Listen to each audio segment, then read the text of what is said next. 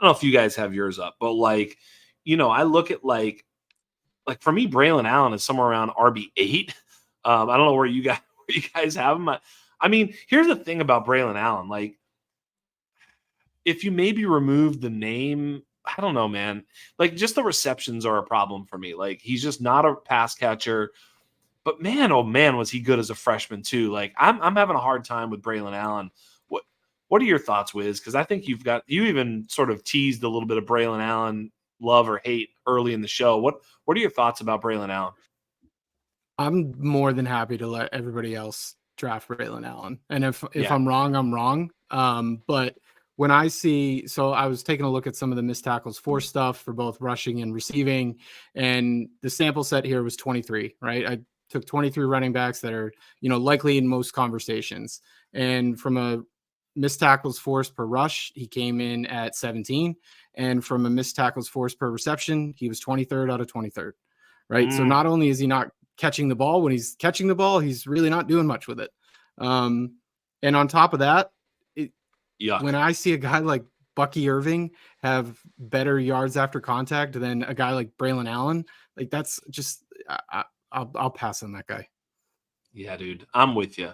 It's so funny Yeah. because like the early production is telling. I was listening to JJ Zacharysen's pod, and Lord knows what I think about JJ, and you all know that. But his model is trained to look at early college production, rightfully so, by the way. And Yeah, it for sort sure. of identified Braylon as it's like running back one. The model did, not JJ. And I wonder what he's going to have to think about that with some of these other sort of metrics because yeah, I don't like him at all for a lot of those same reasons. What do you think, Chalk? Yeah, I mean, doesn't have really pass catching upside. He's not elusive, doesn't break tackles, like yards after contact. I mean, some of the things that do pop for him, right? Like he had that early production, right? He had like, quite a bit of breakaway runs and he's a young prospect. But I Yep. think these are the things that are the young, the breakaway runs, the production, the Wisconsin. I think that's like triggering these, helmet scouts to be like, oh, this is the next JT. Like, oh, he's like so explosive. But then you start looking at the numbers like deeper and the missed tackles, again, the elusiveness, the yards after contact, those are not favorable at all. And I think those are the red flags that are really pointing us to showing that this is not the real deal. Like Right. don't get caught up in these counting stats. Don't get caught up in like this, this kind of mistaken pedigree that we think it is.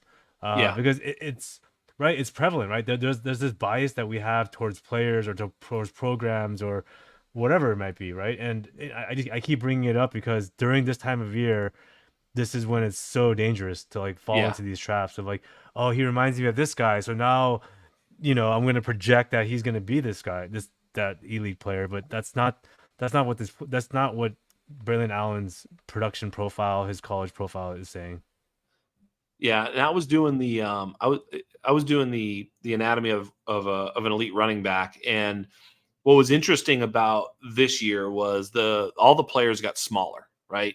Or the prototype definitely got smaller. It was the first time ever that I had this many players under 200 pounds. It's like crazy. First time or under 210. First time ever I had this many players, almost if any, under 30 BMI. I mean, usually it was like CMC and barely like Aaron Jones was under 30 BMI. This year was like a bunch of guys, Kyron and A Chain and Gibbs and da, da, da, da, da, da, da.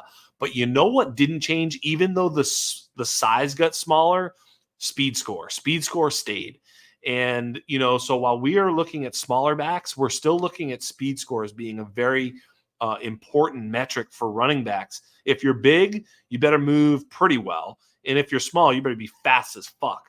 You know what I mean? And so these small guys were fast. I mean, obviously Kyron's a little bit of an outlier there, and for those reasons, he may be a one-year wonder potentially. Although we'll see about that. I'm not all out on Kyron as some are, but point of the matter is that I think when we look at Braelon Allen, if he doesn't run fast, like I'm not saying he has to be super fast, but he's a big dude. So we'll see what he measures in at, and then what he runs. And I'm telling you, if he doesn't have a speed score that's worth a damn at his size, he's my bet to fall out of day two and to really tumble in everybody else's fantasy rookie rankings at running back.